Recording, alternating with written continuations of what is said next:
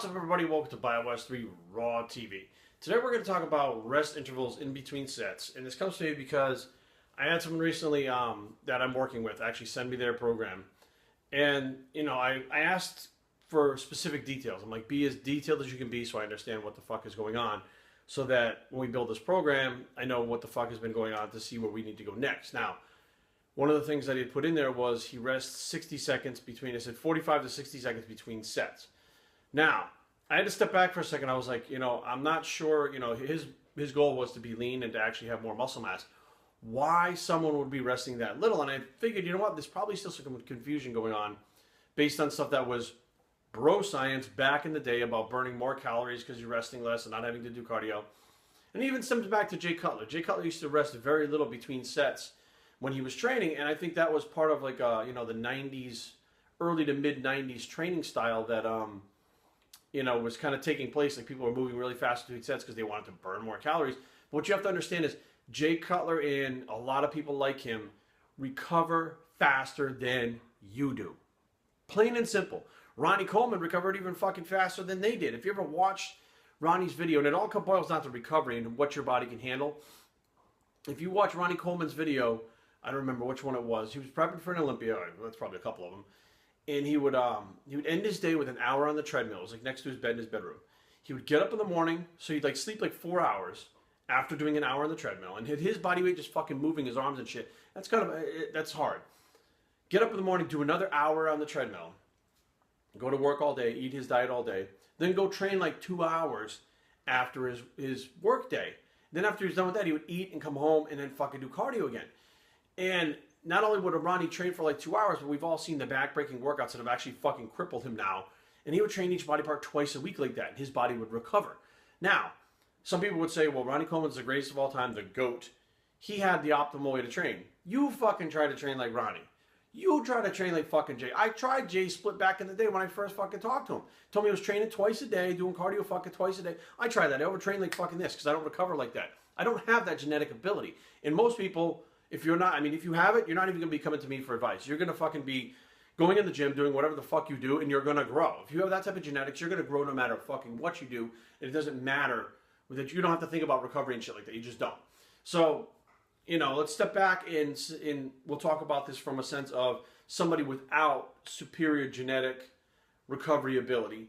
Why is training with the short intervals in between, or not intervals, short rest time between sets not as effective as resting between sets? Now, I don't know if any of you have ever done this before. A perfect example is, I can trace back to one of the first times that ever happened to me when I was younger. I would train very quickly between sets, but I wasn't super focused on a contest or something like that. So I was talking to someone in the gym.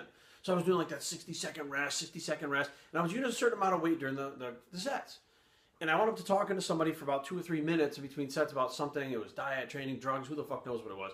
But I went back to that set, and all of a sudden I was fucking stronger. I could push harder. I could have actually used more weight on that set for the same amount of reps. That's when it started clicking a little bit. I started to go, okay, wait a minute. If I could use more weight, using less weight for 12 reps is less optimal than using more weight for 12 reps. It's about progressive resistance. It's about getting stronger inside the hypertrophy rep range. What the fuck is going on? So I had to stop and sit back and say, what is happening? So as soon as you're done, you're lifting weights. As soon as you rack that weight and you're done, your body's number one thing is to start recovering. It starts recovering the phosphates, glycogen. Everything starts to recover back again. So when you start to go into maximum muscular contraction again, it's there again to use. Now, if you're not fully recovered in between sets, you don't have maximum output. You're not giving maximum effort and maximum intensity. That's how that works. If you watch Yates train compared to Jay, although they both got great results, Yates would have to rest longer between sets because of the amount of intensity put into him than what Jay did. Now, Jay would do the, 12, I believe it's 10 to 12 reps or 8 to 12 reps, but he would never train to failure.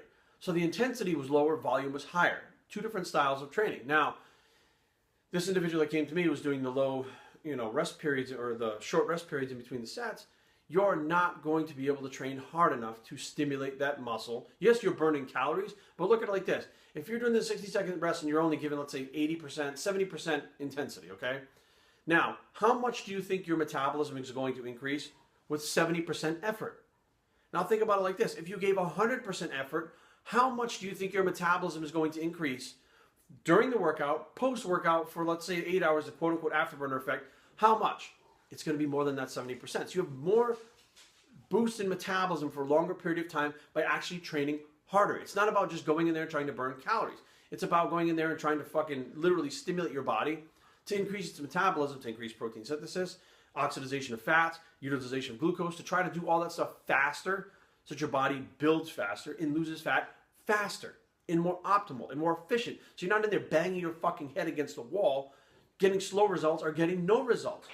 So now we have, the question, and the Big Beyond Belief program actually had various rest periods that went with various routines. And I remember very specifically, it was a power-based routine, it went like this. If it was an endurance-based routine, it went like this. And that's another, where I start to learn about the phosphates and the glycogen and which ones were used. And power is not what I'm training for. Endurance is not what I'm training for. Muscular hypertrophy and muscular growth to look a certain way, that's what I was training for. And there was a certain spot that you rested for that. For me, my body, and this is not for everybody. Everybody's going to be different, just like Jay Cutler, just like Dorian Yates, just like you. For my body, 2.5 to 3 minutes tops is what I need to be recovered. Or minimum, I should say minimum. Because if I talk to somebody for 5 or 6 minutes, and I do a set of fucking pull downs or something, I'm going to be stronger. It doesn't go backwards. So minimum, 2.5 to 3 minutes for my body to actually recover enough to give my next set 100%. Now, why is it important to have 100%? Why the fuck would you go in the gym and give it 50%? That doesn't make any fucking sense at all. And a lot of people do that. You think you're giving it 100% because of the fact you're fatiguing faster because of the short rest periods. You're breathing heavier. You're gassing out. That doesn't necessarily mean that you're giving it 100%. What that means is you're fatiguing and you're giving the gym, your workout, whatever, 100% of what you could based on the factors that you're limiting yourself with, but that's still not 100%. So, numbers are numbers. I'm not a fucking mathematician. I suck at math, actually, but 100% is better than 70%. 100% is better than 50%. 100% is better than 99%.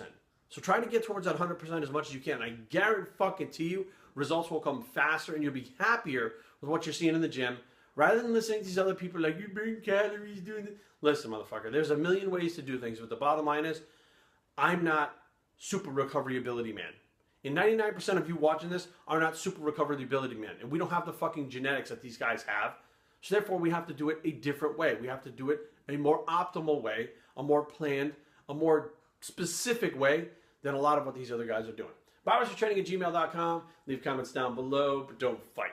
www.biostraining.com is a blog. It's the optimal bicep. It's getting bigger, and we're out.